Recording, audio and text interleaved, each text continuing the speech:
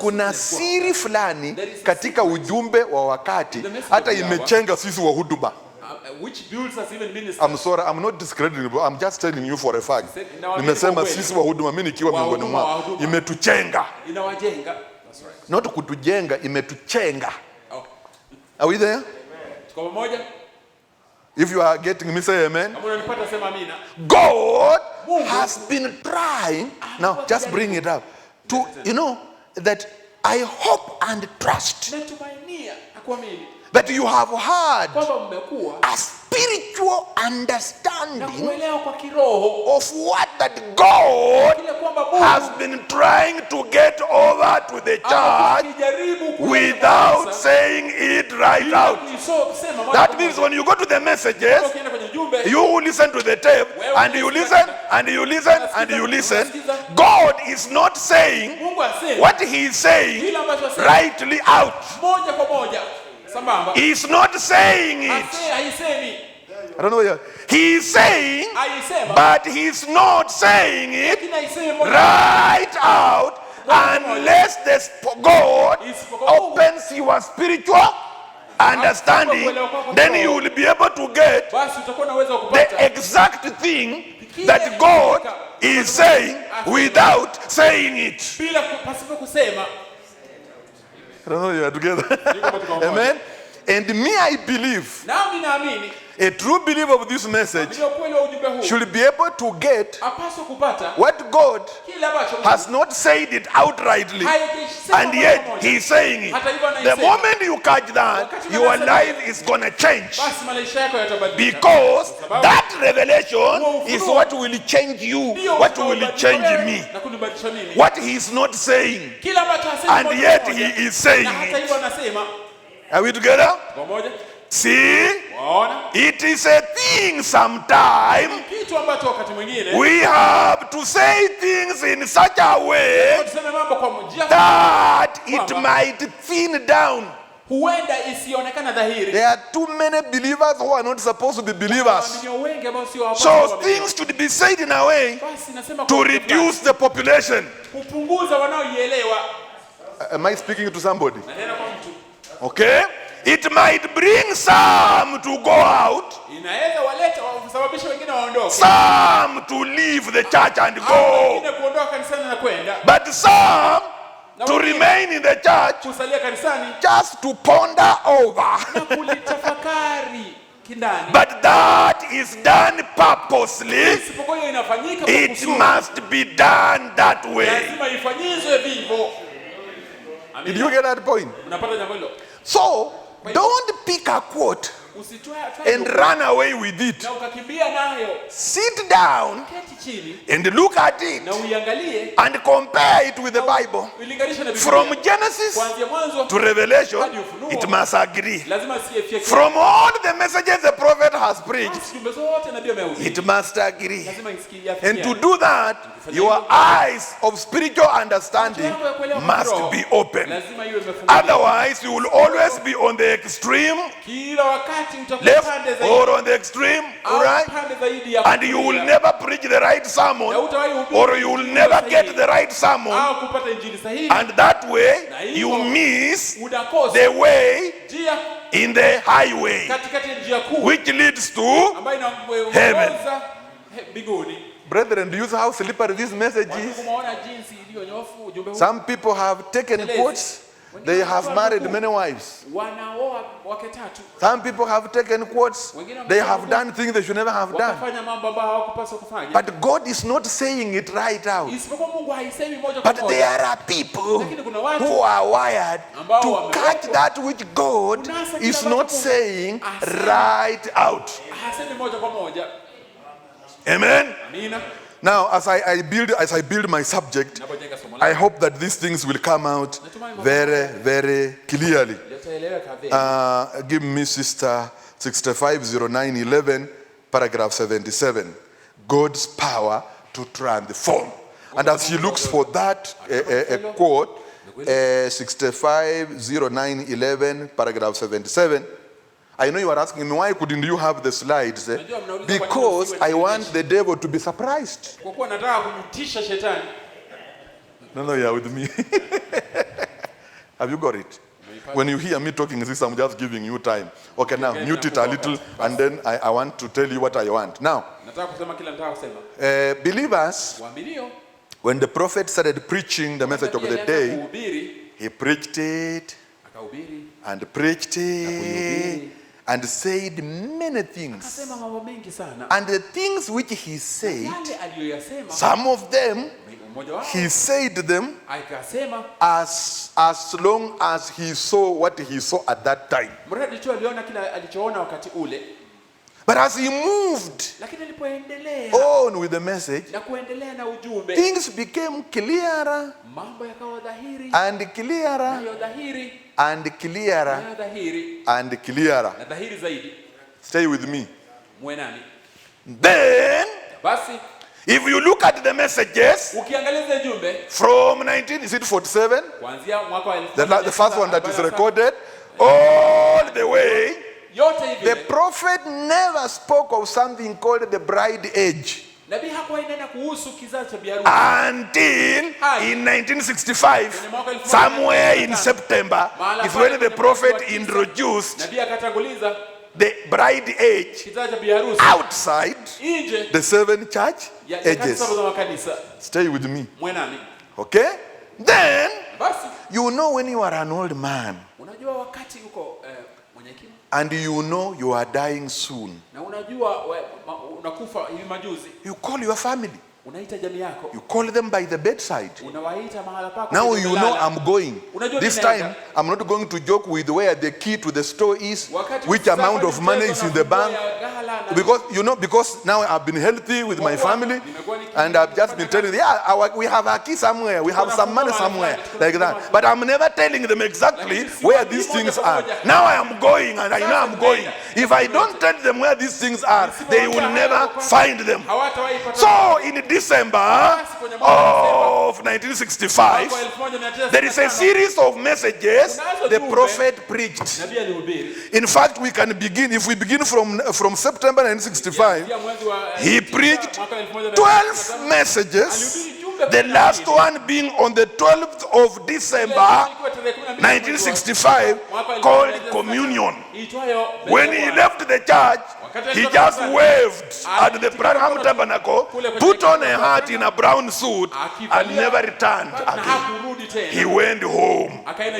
These messages that were preached on 5th, 6th, and 7th, and 12th of December, the prophet told us the true baptism of the Holy Ghost that he had not revealed in the previous messages. And he went to the grave. Wake up, don't sleep. Understand the trend of the message. That's right. Let me shock you again. Do you know?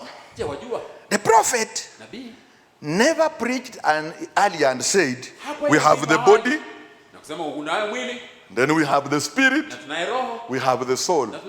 He preached, we have the body, we have the soul, we have the spirit. For a long time, until in his sunset day, he came, and without mentioning it, he now brought the soul as the third rim. Body, spirit, and the soul. If you put the spirit as the third rim, it means that the Holy Ghost will go into the spirit.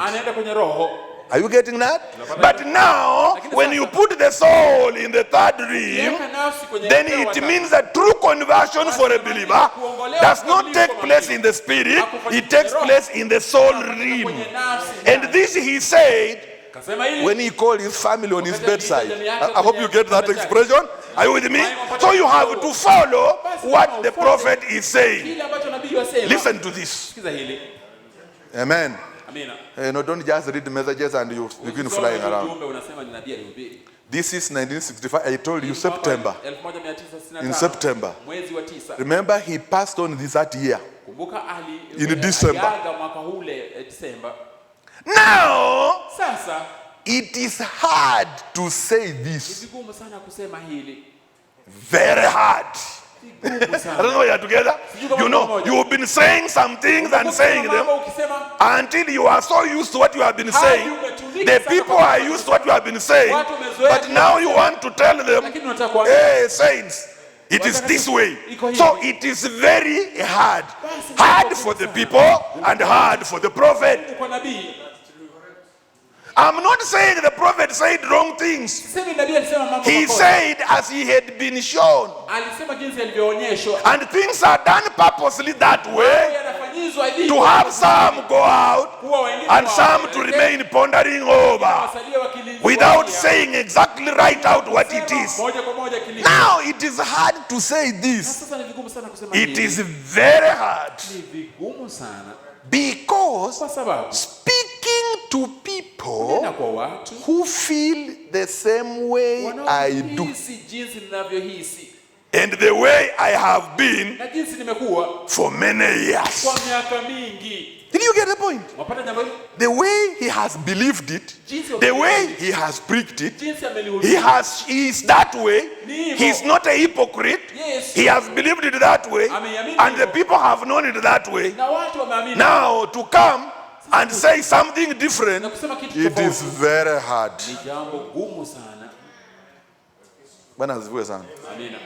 Like I used to tell my children, they asked me, where did we come from? I said, Mungu akaleta ndege. Na kamba ikatolewa ukafunga ukaletwa. Mami akakushika. But when they grew up, it was very hard. Very hard for them and hard for me to tell them where they came from. Amen? So it is very hard. You know, starting with the church, River Ohio 1933, and then speaking the thing that he spoke. Even when he pricked the white horse rider, he said that was the Holy Spirit. You remember that? When he's arranging the body, spirit, and soul, he places the soul number 2 and the spirit in the 3rd ring. And he said many things. He even said the Pentecostals and the other people were born again, which is not true. I know that is the hardest part, and it is very hard. It is very hard for you to learn today, perhaps, that the Pentecostals were never born again. In fact, note that when in the 7 church ages, they were never born again. Very hard. I agree with him. It is hard. It's very hard. Listen. But since the opening of those 7 seals, I don't know whether we are together. In other words, if you have a quote and you don't compare with what was said after the opening of the 7 seals, my brother, my sister, you are crossing Niagara Falls on a thin string, and you can easily fall into that river. Don't try it. Even these things you hear youth, you know, exchanging views and saying the prophet meant this. Don't try those things, because you are not called to be a preacher, and therefore you have no gift, and you are not ordained to interpret nothing. Leave it for the ministry. Just ask pastor, and if pastor does not know, he will tell you, let us study and pray over it.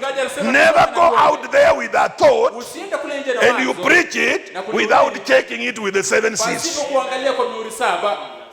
Because you can just go take a quote, then you say, I don't know what is wrong with our ministers. This is the arrangement of the parts of a human being. Body, soul, spirit. That says the Lord. Then you will read many quotes. They could be over 1,000. And yet, you are not at the bedside when the prophet was going. Some of us were at the bedside, and we heard what Moses said before he went into the grave. That's the message, friends. What Moses said before he went into the grave, that's what I hold on.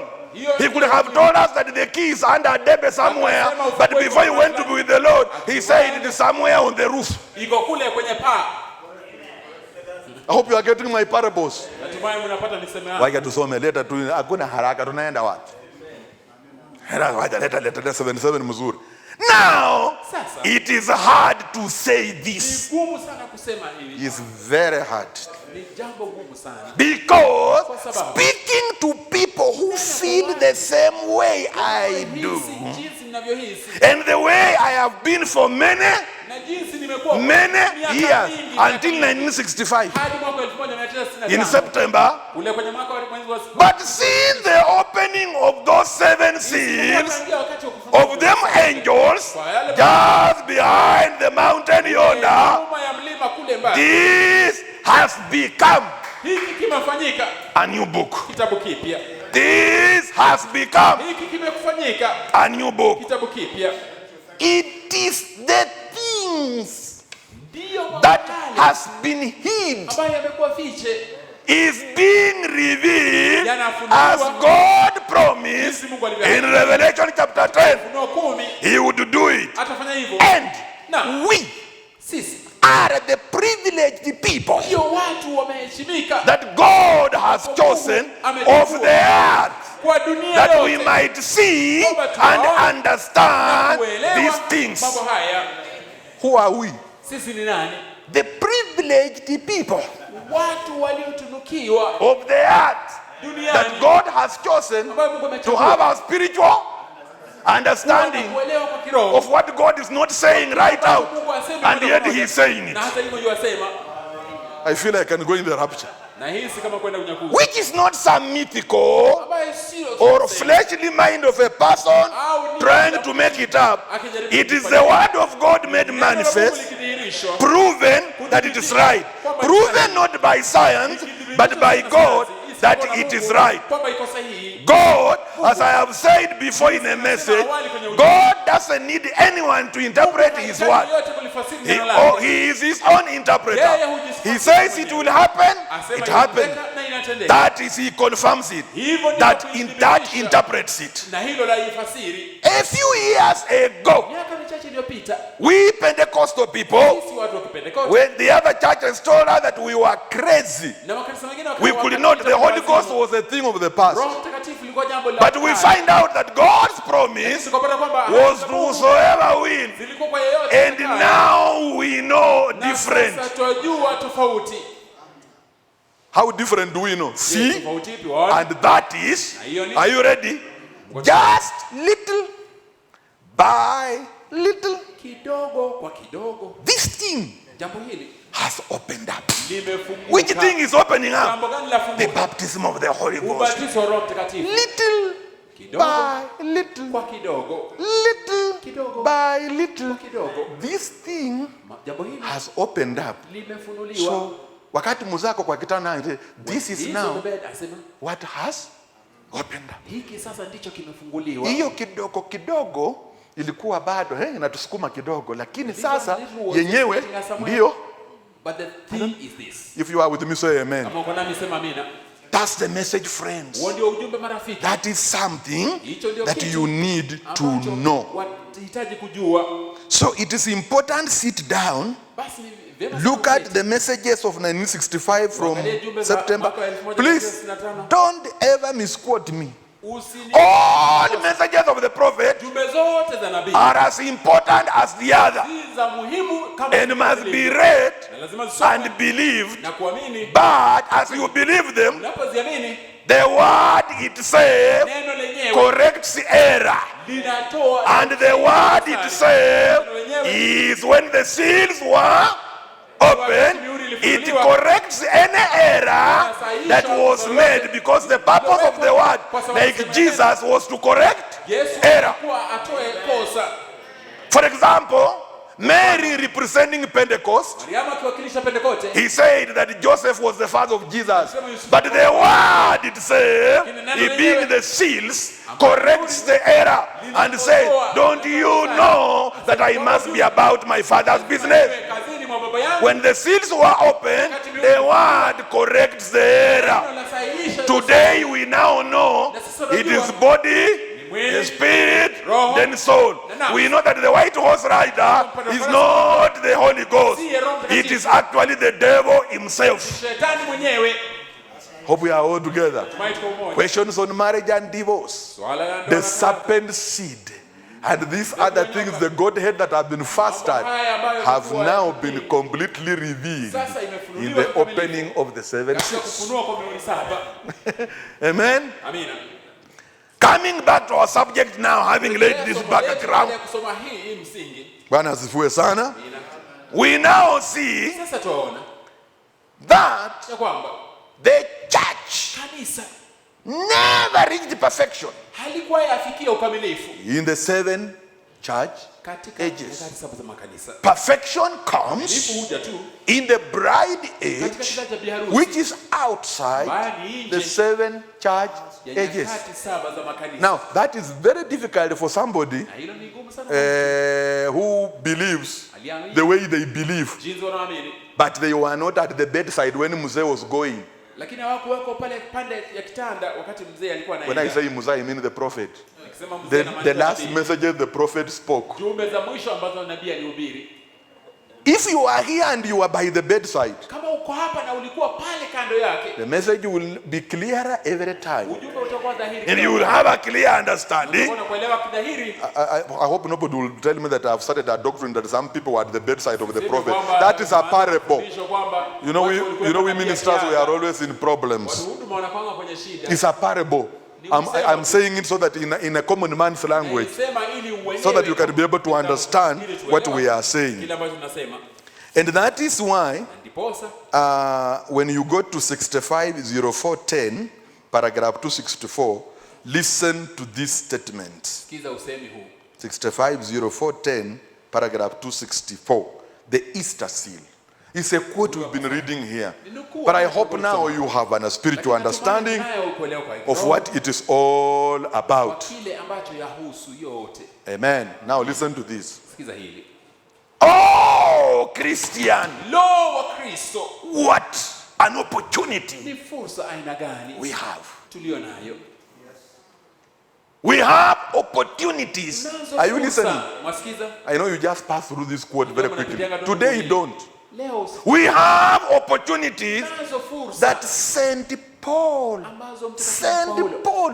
the one who wrote the New Testament, never dreamed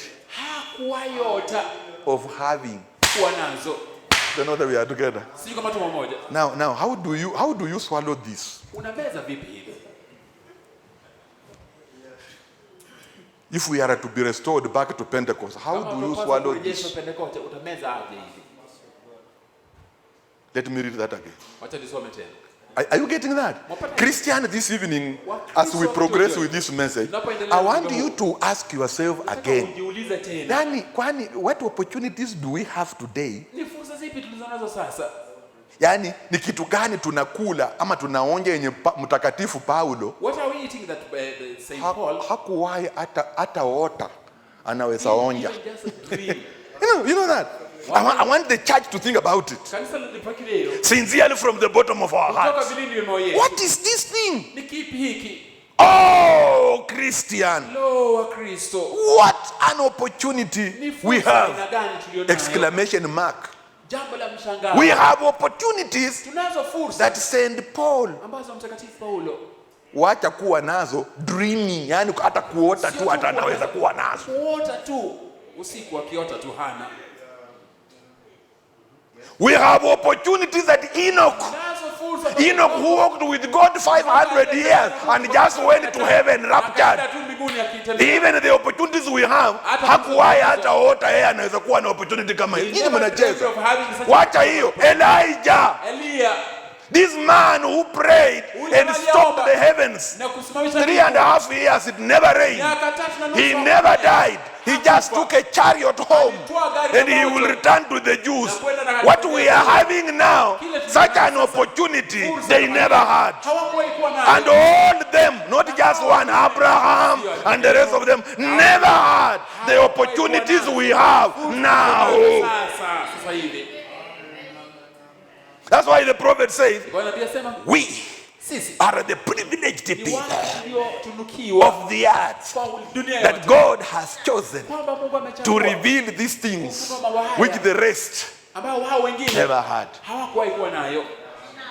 So we go back now to Hebrews chapter 11, where we read verse 38 up to 40. And I want you to see that opportunity. Never let opportunities slip through your hands. By the way, hard work without opportunity is useless. You need to work hard and see opportunities. When you work hard and you see opportunities, we say you have worked smart. Don't tell your children to work hard in school, because if hard work pays, show me a rich donkey. Ushawahi kuona punda tajiri na anafanya kazi kuliko mnyama yoyote? So don't just work hard, work smart. And to work smart is able to recognize by the grace of God opportunities presented to you. If you miss an opportunity, your hard work is useless. You can pay tithes, give offering, start charitable organization, go to all meetings, sacrifice and even pray overnight and even fast. But if you don't notice this opportunity that St. Paul never noticed, then show me a rich donkey.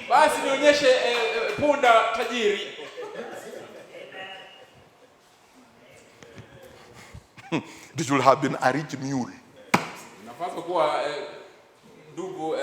A mule, yes, yeah, a mule. You know, a mule works hard. I would have showed you the message where the prophet said, it works, you know, work. And you know, he's referring to the denominational churches. They just work hard. They start, they build hospital, they build school, they do this, they do this. Some of them even come Easter, they even carry a very heavy cross, and then they are crucified on it. But they never see this opportunity that St. Paul, Enoch, and Elijah did not even dream of having. And that opportunity is right within us. It is among us this evening time. Church, are you seeing this opportunity? That's right. Look at these saints. Paul being one of them, Irenaeus and his people, of whom the world is not worth. They wandered in deserts and in mountains and in dens and caves of the earth. And these all, having obtained a good report through faith, received not the opportunity, the promise. Now, for what to say, God having provided some better thing for us, the opening of the 7 seals, perfection, the revelation of the Son of Man. God having provided some better thing for us. Wacha nikwambie, ukikula ugali na nyama, huwezi kumaliza nyama na umaliza na ugali. That is not being very wise. Hiyo sio kwa mwenye hekima. Unakula ka ugali na unakabakisha kanyama tu kamoja ambako katatengeneza mdomo sasa katika, yani inaitwa wakati walala sala. Are you with me? That's what God has done. Hivyo ndivyo Mungu amefanya. Amewacha tu kanyama kasuru kaitwa ufunuo wa miuri. That's right. Kutengeneza ladha ya mambo yote Mungu amefanya katika Agano la Kale na katika visa 7 vya makanisa. Kutengeneza, yani hiyo ndio kitu, hiyo ndio mili ya mwisho. Chakula cha mwisho. You would be very unwise. Utakuwa usi na hekima. Hata kwanza ukule, hata umalize ugali, umalize nyama, alafu upake na managu. There's something wrong with you. Umalize na uchungu. What is wrong with you?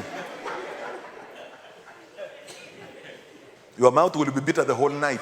Mdomo wako utakuwa na utamu, uchungu usiku. Unabaki na kitu yenye inafanya nini?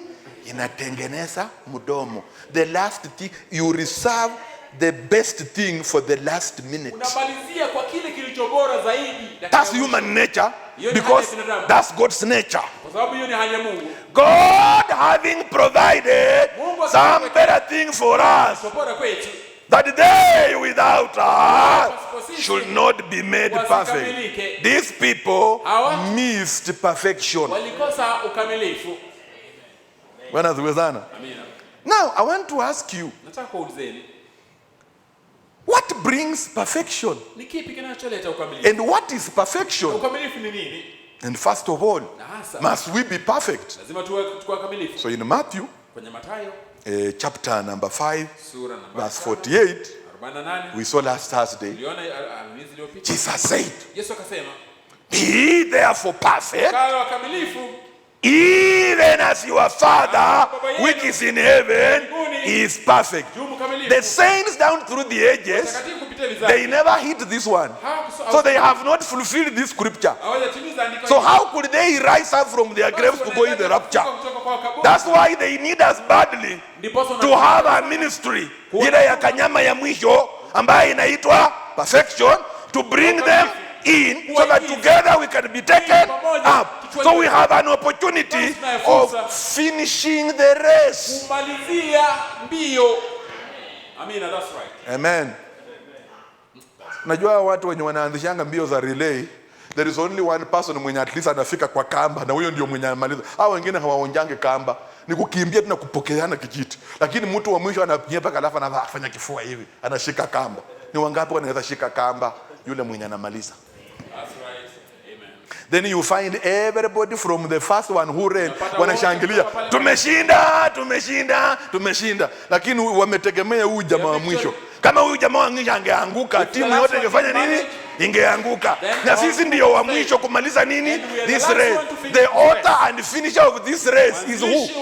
Jesus Christ. So the race begins with Jesus in the fullness of the word, and the race ends with Jesus in the fullness of the word. The race begins with Son of Man, and it ends with Son of Man in the evening time. In between here, we have runners like Paul, wanapokosiana tu vijiti. Lakini mbio zenyewe zilianza na Yesu na zinamalizwa na bibi harusi. And it's ended with the bride. That's the way it is, friends. Be therefore perfect, even as your Father which is in heaven is perfect. A perfect church is a church that has no sin. A perfect church is a church without spot or wrinkle. A perfect church is a church where the sin question is settled forever. It is, in other words, a perfect church is a church where when God looks down, He doesn't see you. He sees your theophany. Do you hear that? Therefore, we saw even in the convention, we saw inside your body, we have two natures. One nature is called the germ of life. This was supposed to be you if Adam and Eve would not have fallen. This one here is the nature you receive from your parents. Now, as the scripture says, and we saw that in the convention, this is you. According to the Bible, you want to do good. But when you want to do good, the person who comes in to do is this one, and him, he never does good. He only does evil. So that the good you wanted to do, you don't do it. Then it means you are in prison. As long as this man is still alive in you, somehow God has to find a way of killing this nature so that we only remain with one nature, and that is you. So that anytime you want to do good, you just end up doing good because there is no other opposing thing to do what you don't want. Then when God looks at you, he never sees you. He sees how he saw you before the foundation of the world. Then we say, you are no longer in prison. You have been liberated. Then we say, where the Spirit of the Lord is, there is liberty. Which means the Spirit of the Lord must access you and kill this old nature and give you liberty. And then the Bible says, when the Son makes you free, you are free indeed. That's the new birth now. And the prophet, now when he called us by the bedside before he went to the grave, he told us the methodology of how to kill this man, which he had not said in the earlier messages. So that now, when you remove this nature and you remain with this one here, who is inside here? The person who is on the inside now is Christ. This one, you. Now this is Christ. This is the nature that you have. Then we shall say, Christ in you, the hope of glory. And it is said that this has been a mystery that has been hidden from ages and from generations. Can you imagine? Until the last day. Give us Colossians chapter 1 verse 25. Amen. Injili ya Yesu Kristo ni slippery. It is a stumbling rock or stone. And it stumbles those who look more religious and holy. Listen to this. Do you believe this is Christ? And Christ is called the mystery of God revealed.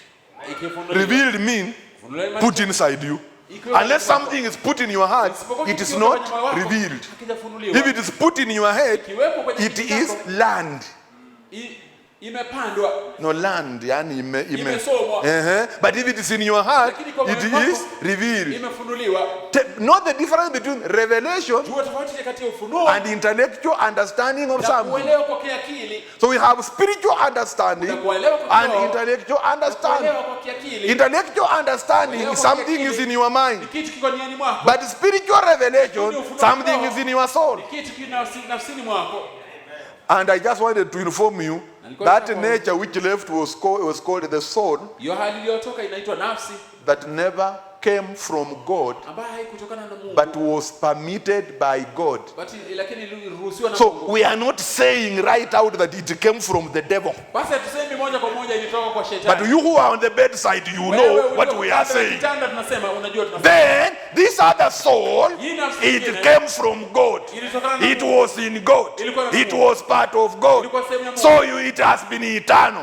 So you have no beginning, you have no end. So you know where you came from, you know where you are, and you know where you are going. Amen. Now we are saying this is Christ, the mystery. Now listen to this. Whereof I am made a minister according to the dispensation of God, which is given to me for you to fulfill the word of God. Which one is that? Even the mystery. The word of God is the mystery, which has been hid from ages and from generation. But now, that now is not the time of Paul, because the prophet comes and says the things which Paul was saying at that time was prophecy for today. He said it when he was on the bedside.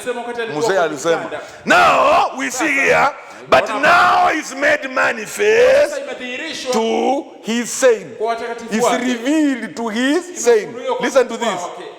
To whom God would make known. Hold on. We are the chosen people, the privileged of the earth, that God is going to reveal this mystery to us. To whom God would make known what is the riches of the glory of this mystery among the Gentiles, not Jews. Until we are taken up, this mystery is only revealed to Gentiles. But when we take a rapture, the mystery will be revealed to 144,000 Jews. Would make known what is the riches of the glory of this mystery. The glory of this mystery among the Gentiles. Which is, what is the mystery? Christ in you, the hope of glory. So now when Christ is in you, it is the mystery which is in you. Then when you catch that mystery, then we say you have been born again. So what is the new birth? The new birth is Christ. The new birth is God has revealed to you this great mystery. Look for those words, sister. In the message of Christ Christ is the mystery of God revealed. It must be around paragraph 242. Just try 242. Christ, the mystery of God revealed. Somewhere around there. Let's look at it. I hadn't planned to read it, but we must go where the Spirit goes.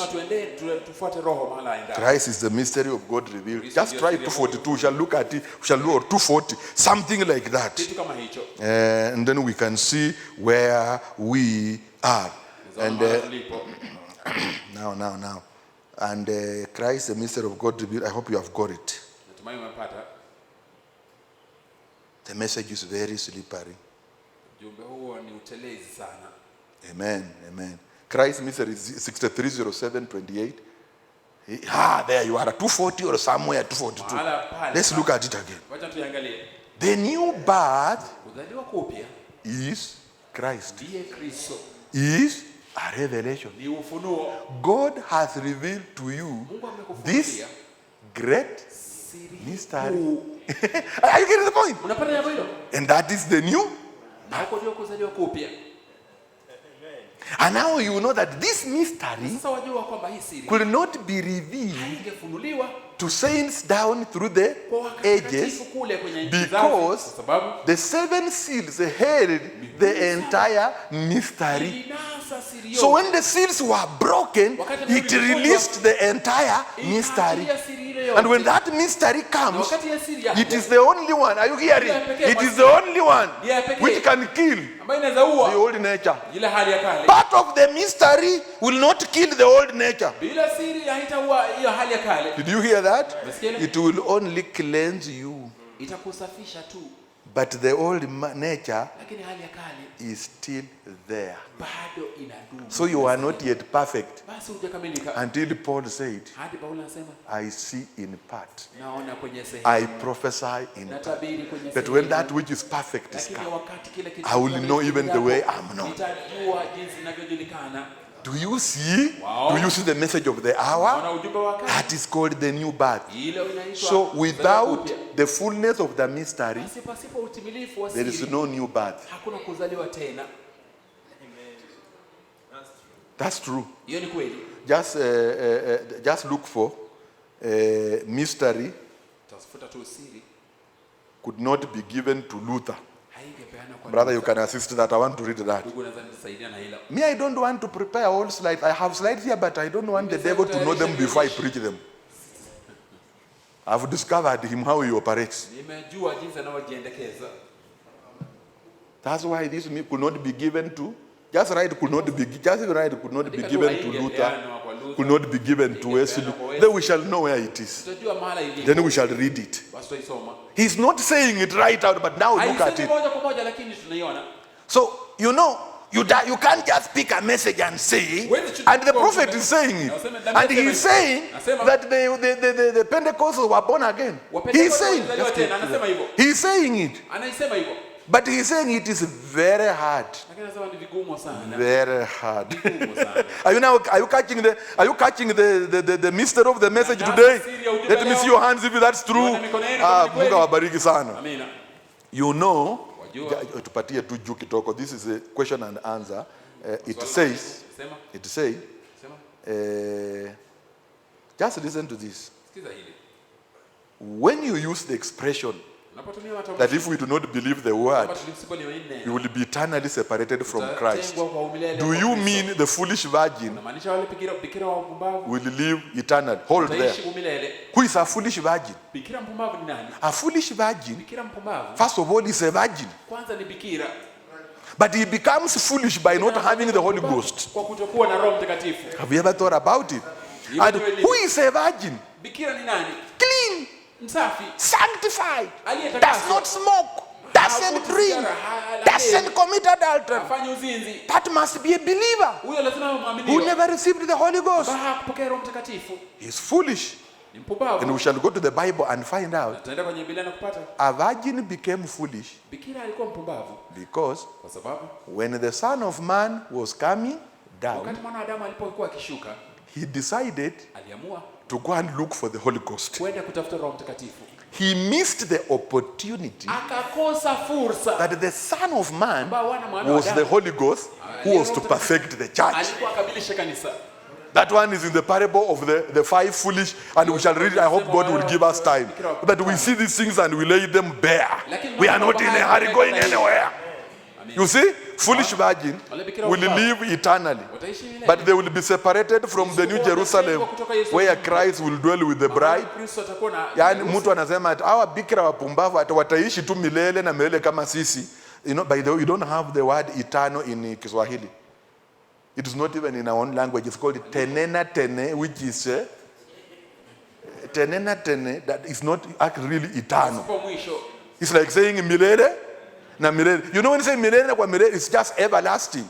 But eternal means it has no beginning, it has no end. So when you say the foolish virgin have no beginning and no end, and the only difference is that watakuwa wanatuona tu tukiwa New Jerusalem tukikula nyama na wanaangalia tu.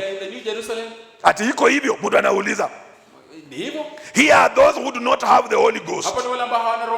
Born again, as the scripture speaks of being born again. If the natural birth requires water, blood, and spirit, does not the spiritual birth require all three stages of grace before the person is truly born again? The prophet said, absolutely. I just explained this morning the same thing. You've got to have all stages. You are begotten of the Spirit, just like a baby is begotten in the womb of a mother, but not born until you receive the Holy Ghost.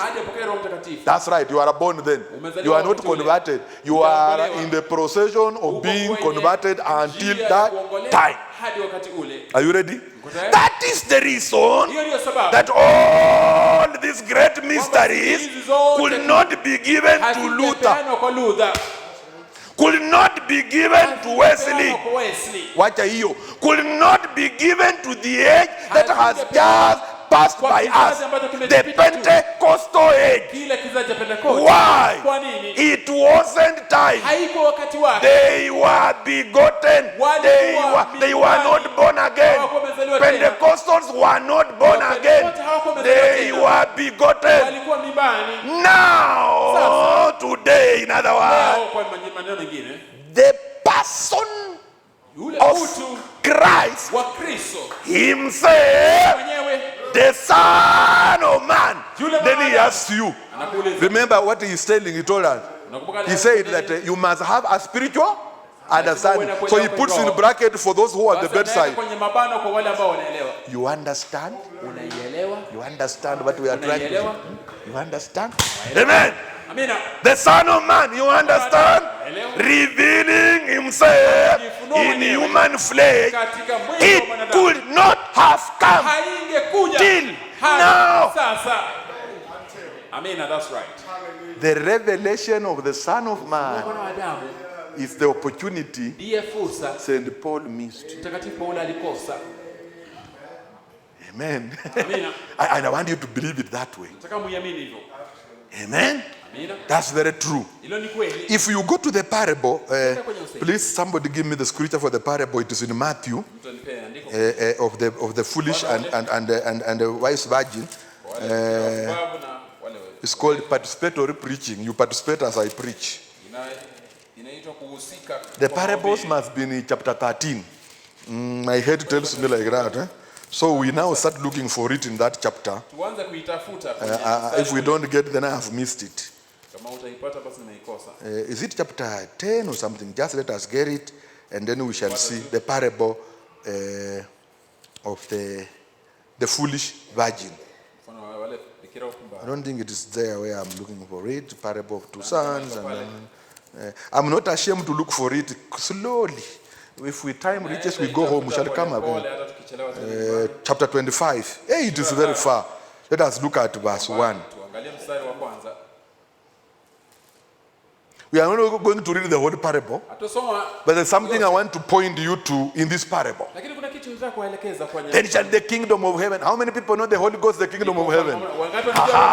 It shall be likened unto 10 virgins which took their lamps. And they went forth to meet who? The bridegroom. So the bridegroom is the Holy Ghost. Are you there? They are going to meet him. Then it says, and 5 of them were wise, and 5 were foolish. Now let me tell you, they that were foolish took their lamps and took no oil with them. You know, people read this, they don't get it. The lamps which they took were burning, meaning they had the oil in it. The only mistake they never did was to carry extra oil, so that when they are waiting for the bridegroom and the lamp goes out, they can now refill it and then just enjoy the presence of the bridegroom. But the wise, are you seeing, took in their vessels, oil in their vessels with their lamps. You can see, just returning, you can see the wise one had 2 things. They had vessels having oil, and they had lamps having oil, and the lamps were burning, but they had other vessels having oil. Amen? Okay, let us see. While the bridegroom tarried, they all slumbered and slept. In the 7 church ages, we know that. And at midnight, there was a cry. It is called the midnight cry. Take note of it, because we want to look at it before we close. Behold, the bridegroom cometh.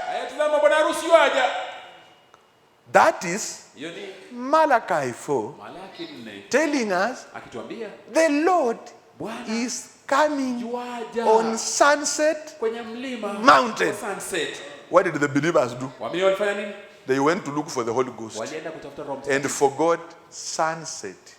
We are being told here, behold, the bridegroom cometh, going out to meet him. The Bible says, then all those virgins arose and trimmed their lamps. And the foolish said to the wise, give us of your oil. Give us of your oil. Are you ready? For our lamps are gone out. That proves the lamps had been burning. The lamp had been burning. And the lamps couldn't burn without oil. But this, for the wise one, the lamps were burning, and when the lamps went out, they had extra oil. Are you getting the parable? Okay. But the wise answered, say, not so, lest there be not enough for us and you. But go ye rather to them that sell and buy for yourselves. And while they went to buy, wakati walienda kutafuta Roho Mtakatifu kwa kahawa, kwa miwa na kwa chai, when they went to look for Holy Spirit wherever they went, na kwa makrusade, and the crusade, the bridegroom came. And instead of saying the bride came, we say, and the seventh seal was revealed. So the bride is the coming of the Lord is the seventh seal. And they that were ready went in with him to the marriage. This is the marriage. And the door was shut. Afterwards came also the other virgin, saying, Lord, Lord, open to us. But he answered and said, verily I say unto you, I know you not. It doesn't mean he doesn't know them. It means he didn't know them. He didn't write their names in the Lamb's book of life. You want to tell me that the Lord cannot know anybody? If even when a flea bats the eye, he knows. How can he fail to know a whole huge human being? How can he say that I don't know you? As unaona hata hamjui huyu. Unafikiria Bwana hajui mtu? Maana yake ni he never wrote his or her name in the Lamb's book of life. Now listen to this. Who is the bridegroom? Watch therefore, for you know neither the day nor the hour wherein, Son of God, wherein the Son of Man cometh. So you can see there is one thing the foolish virgin missed. They missed the Son of Man. But they had Son of God. I know somebody say, what are you saying? Hey, let me tell you proudly, I'm proud of my Lord. They had the Holy Ghost in a portion called the oil until their lamps were burning. But they didn't have the revelation of the Son of Man. The Son of Man is the fullness of the Word made flesh. And the prophet said, and the entire Holy Spirit visits the church. Are we together? When it visits the church, that is the bridegroom. Let me show you the bridegroom call, because I have about 5 minutes to close, so that we can be able to see where we are at. Amen and amen. It is very, very interesting. 64:08:16, paragraph 236. We read this one, but now we can see it clearly. 64:08:16, paragraph 236. This is what the prophet says in the message called Proving His Word. He must prove His Word. Now, tell me, you who believe the message, was there any marriage anywhere in the 7 church ages? So how do you apply the parable with the foolish virgin in the 7 church ages? This one is for marriage. And the marriage of the Lamb never took place in the 7 church ages. It took place outside the 7 church ages, in the bride age. Now we can see plainly that the Son of Man was never revealed in the 7 church ages. I have got the things here, I will read them to you. Now remember, that was not Jesus talking to Abraham there that could discern the thoughts in Sarah's mind behind him. That was not Jesus. He had not yet been born. Do you remember there was a man who came and drank milk, ate meat, and he was a human being? He talked to Abraham and discerned Sarah. That was not Jesus, because Jesus had not been born. What does that tell you? For you to have the Son of Man, you must not have Jesus. All you need is the fullness of the Word coming in human flesh. Like what God did there, being the fullness of the Word, He took some dust, blew up a body and entered in. Then made some bodies for 2 angels and said, come, let us go for an evening walk in the plains of Mamre. So the body is not God, but the body tabernacles God. And if the body can tabernacle the fullness of the Word, call it Son of Man. If the body can tabernacle portion of the Word, call it Son of God. Hope we are together.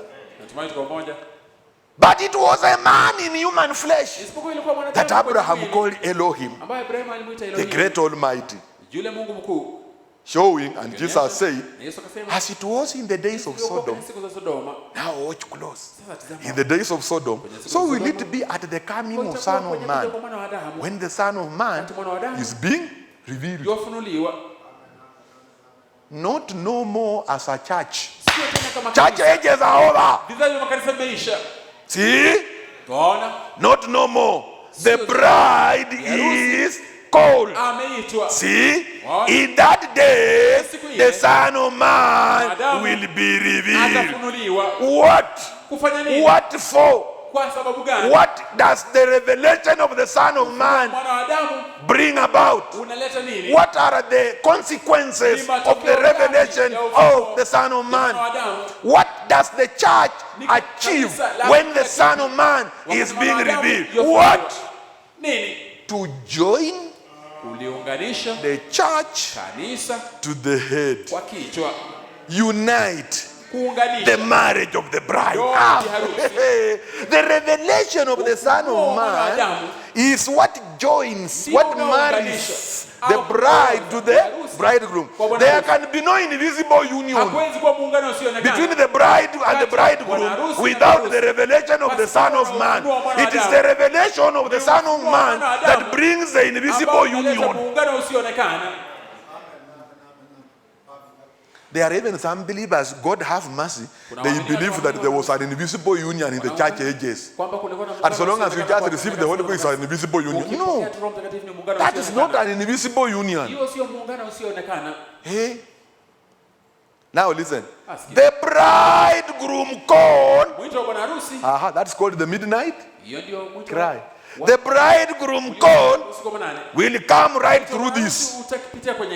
Yani, hiyo mwito ya bibi harusi to say, behold the bridegroom coming.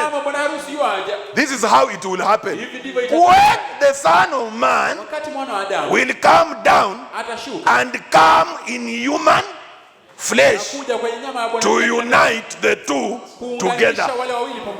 The church has to be the Word, and He is the Word, and the two unites together. And to do that, it will take the manifestation or the revealing of the Son of Man, not a clergyman.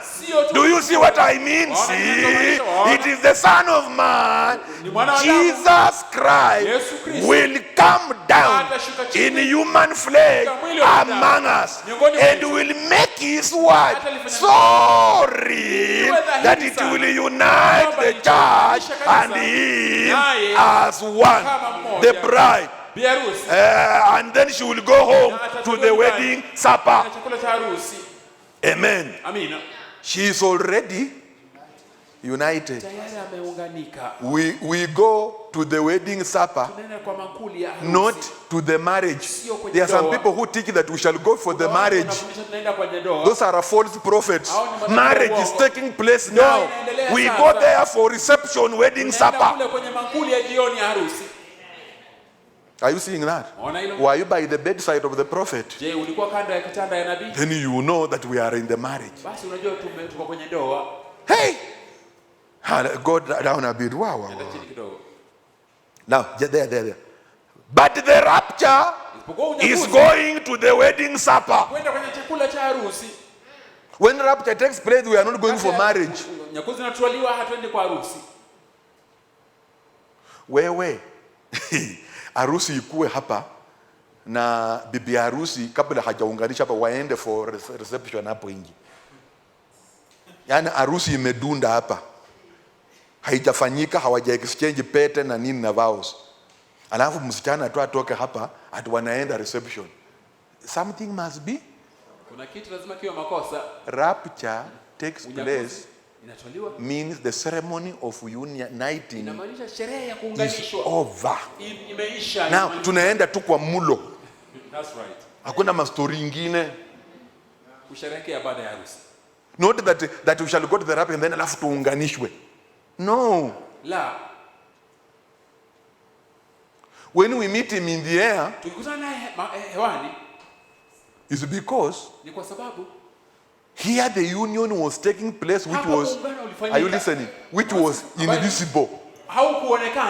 Now that one is visible. It's a physical body, the glorified body of the believer, and the glorified body of Jesus. Now holding hands, going for wedding supper. But we are not going for an invisible union. Invisible union is taking place now. While people will be thinking the physical wedding is the really one, they have missed the real wedding. And the reason why we need the body is because we are going for supper. We are going to eat. Theophanies don't eat. Now you don't expect. Paul is in heaven. Peter is, they are all in heaven. They are in theophany form. They cannot participate in wedding supper. They must come here, pick a body from the ground, a glorified one. Then we which are alive and are waiting for the coming of the Lord, the twinkling of an eye shall also be changed. And we pick another body. Then now physically we go and meet with the body of Jesus, which is also glorified. Then we go and sit at table. It is really eating. That's right. Can you prepare your appetite, please? Really eating. Na huko tunacheza. Tunacheza nini? The new song.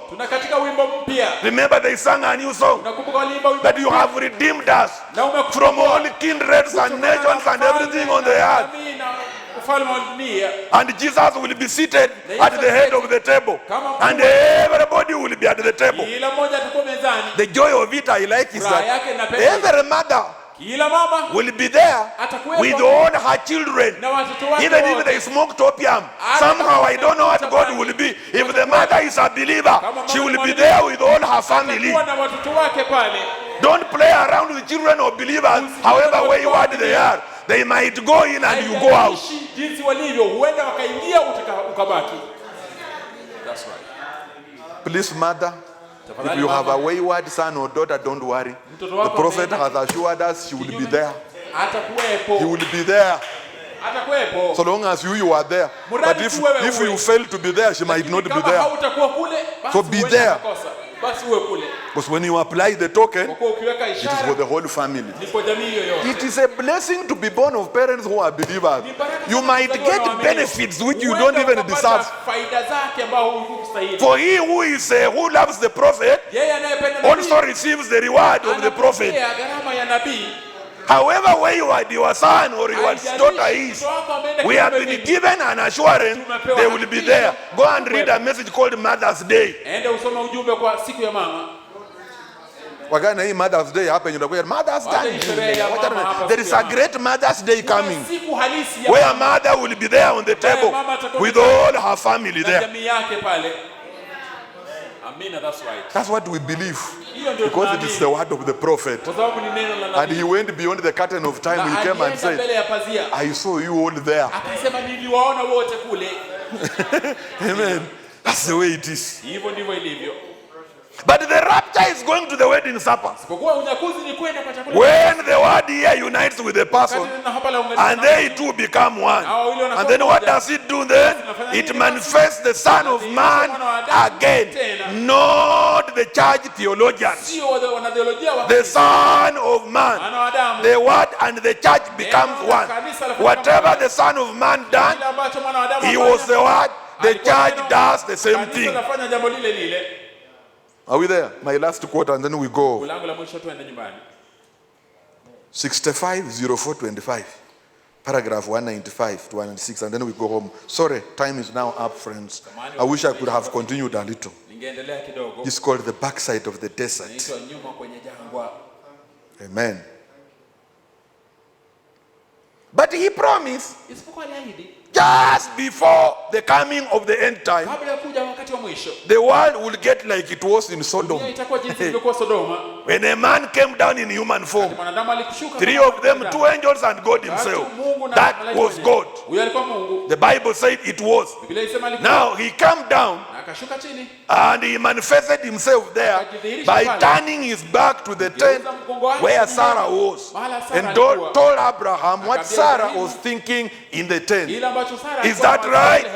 Now Jesus himself said, at the day when the Son of Man is being revealed, in other words, the Son of Man is the ministry of Jesus Christ himself. I didn't say himself, I say himself. Only those who are on the bedside understand that language. So what is the Son of Man? The ministry of Jesus Christ himself. Now, if we continue with the subject, I will shock you like this. The prophet says, in the church ages, the person was not here, but he sent his reflection. Then this reflection called a shadow. As we move from Luther to Wesley, then you go to Pentecost, the shadow becomes darker and darker, because when you cast a shadow, oh here there's no shadow, I'm sorry, yeah, here inaonekana, it is very light. But as the hand moves, as the object moves, it becomes darker until the shadow is swallowed by the presence of the object. So the measure of Holy Ghost that God gave in the church ages was just a shadow, because Jesus was preparing to come. Then when he arrived here on Sunset Mountain, all the shadows were swallowed now in the person. That's why the prophet gets excited when you read his messages, when he says, I, personal pronoun, I, all the time, I will return. I will return. I, a personal pronoun. Now, that person, the one we are calling Jesus Christ, the real person, is the one we call the token. I have a quote, but we have no time. Then the prophet says, the token could only be applied in the evening time, after the church ages and denominational ages had faded out. What is the token? The person. I am who I am. The person of Jehovah himself when he is here. That person is the one we call Son of Man. And when he borrows the body of a human being, in this evening time, he has borrowed the body of the bride. In the morning, he borrowed the body of one man called Jesus. So Jesus was Son of Man, the bride is Son of Man. Now this ministry of Son of Man is what perfects the church. Is what brings the marriage ceremony. We are the privileged people God has chosen. Why don't we stand up and sing that song? Why me, Lord? Brother, let us sing that. Why should we be the one? Why me, Lord? Why? Is it song number? What number is that? Hallelujah. Turn to your neighbor and shake their hands. Why me, Lord? Amen. We want to sing that song now. We want to go home. Amen. It is very hard. Very hard. Remember those words as you go to sleep tonight. Very hard. Hallelujah. Amen. You love the Lord with all your heart. Why me, Lord? Amen. Why me, Lord? What have I ever done to deserve even one of the pleasures I've known? I believe it with all my heart, friend. Tell me, Lord, what did I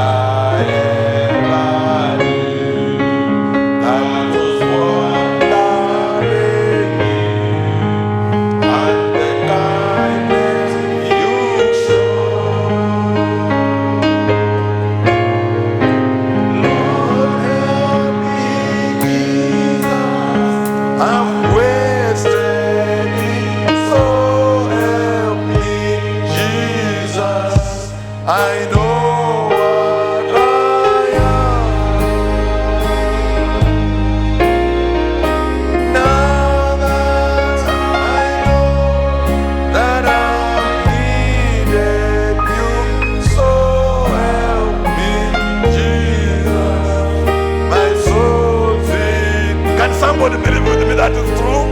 Hallelujah. Oh, try me, Lord, if you think there's a way. Oh yes, I can try to regret what I've taken from you.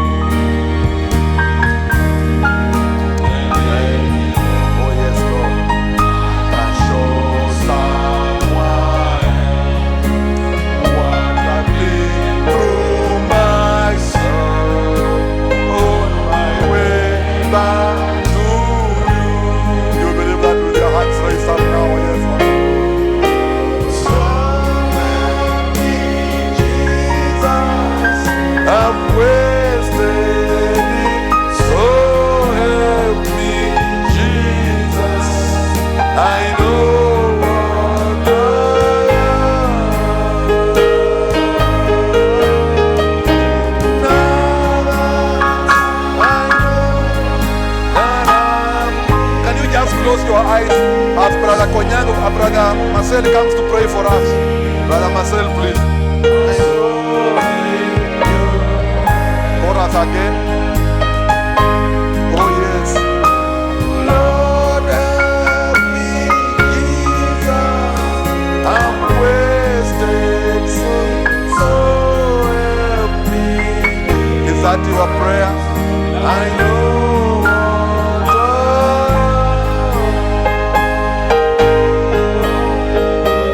now that I know that I'm needed you, so help me, Jesus, my soul Savior. Amen. Heavenly Father, Yes, Lord Jesus Christ. our souls are in your hands. Amen, Lord Jesus Christ. Heavenly Father, we thank you, Lord, for the revelation of your word. Amen, Lord Jesus Christ. Thank you, Lord, for bringing these truths to your children. Asante kuleta kweli hii kwa watoto wako Baba. Helping us, Lord, to know, Father, Kutusaidia Yes, Baba Lord. kujua Bwana that the new birth, kwamba kuzaliwa kupya it is Christ. ni Kristo.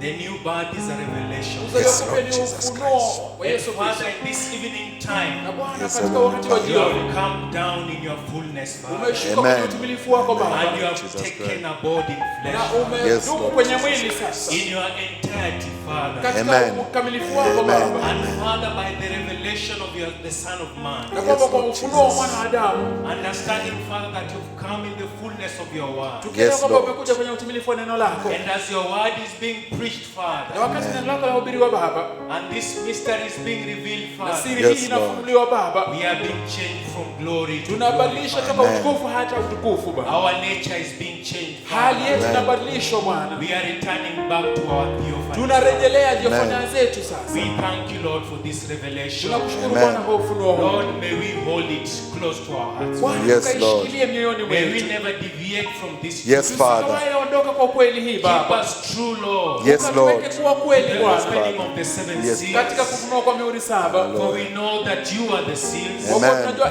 ewe ndiwe And the mihuri seals ile, that were opened, na Father, mihuri Yes, Lord iliyofunuliwa Jesus Baba, Christ. they are Christ. hiyo ni Amen. Kristo. And Christ is the revelation of the word. Kristo Yes, ni Lord ufunuo wa Jesus neno. Christ. Keep us true to that message. Tuweke Amen. kweli kwa ujumbe huo Bwana. Heavenly Father, Wetu wa Yes, mbingu, Lord. we thank you, Lord, for the preaching of your word. Yes, Lord, Mungu Heavenly akuhubiri We kwa Father. thank neno. you, Lord, for our dear pastor, Father. Yes, Tunakushukuru kwa Lord mchungaji Jesus. In mpenzi, such a mighty way, Father, kwa njia iliyokuu you Baba, reveal the word through him, Father. unalifunua neno kupitia May kwake you draw Baba, him closer and closer to you, Father. ukawe karibu As sana we naye, feed, Lord, from this everlasting fountain, napokula Father. kutoka kwenye chemichemi ya Continue blessing umilele. him, Father. Uendelee kumbariki Continue Baba, blessing his family, uendelee Father. kubariki jamii yake, Continue lifting him up in uendelee revelation. kumuinua katika For ufunuo. Father, indeed we have seen your Kwa kuwa word Baba tu hakika made tunaona plain neno in lako our midst, Father. Thank likidhihirishwa you, miongoni Lord. Lord, mwetu, we don't take it for granted, na Father. hatuitwae People kimzaha are Baba. feeding on husks, Father. Yes, Lord. Wengine People are wanakula feeding kwenye on kapi, other things, Father. wengine That's right. wanala toka But vitu by your vingine, grace, Father, lakini kwa Amen. neema we yako receive your word, Thank you, tupokee Lord. neno lako, Father, Thank you, Father. and may it lift us up, Father, na Yes, nikatuinue juu that we Baba, might manifest Christ, tukadhihirisha Kristo, the hope of glory, tumaini la Amen. utukufu in our midst, miongoni Father. Yes, mwetu Lord. Baba. And dear Father, as we depart, Na sasa Yes, Father. tunapoondoka, Lord, may you be with us. Bwana uwe Thank you, nasi. Lord. May you bless us, Lord. Tubariki Bwana. May we see you in our midst. Tukakuone miongoni mwetu. May we see you in changed lives, Father. Yes, Lord. Tukakuone kwa maisha yaliyobadilika. Kwa kuwa hilo ndio shughuli Lord, yetu. lead our ways, Father. Ukaongoze njia May we zetu Baba. grab every opportunity that comes. Ukatwae And fursa especially the opportunity, na Father, hasa fursa to recognize the Son of kutambua Man, mwana wa Adamu. the bridegroom call, Yes, Father, Lord. Bwana in harusi this evening time. wakati wa jioni. Amen. Give us an understanding. Amen, Lord Jesus Give us Christ. the revelation. Tupe Amen. ufunuo. Lord, if you're deviating in any way in our Baba, minds, sikiondoka that's right. au bring nikiondoka us, ndani Lord, mwetu. back to this Yes, truth. Lord. Rejeshe kwenye kweli hii For Baba. this is the only truth. Kwa kuwa Amen. ndio kweli wa pekee We thank pekee. you, Lord. Nakushukuru Amen. Bwana. And we pray humbly Tunaomba in the tukinyenyekea name of Jesus Christ. katika jina la Yesu Kristo. Amen. Amen. You may be seated. God bless you. Seated. Naweza Thank kuketi you, son. watakatifu, Bwana awabariki sana. Amen. Hallelujah.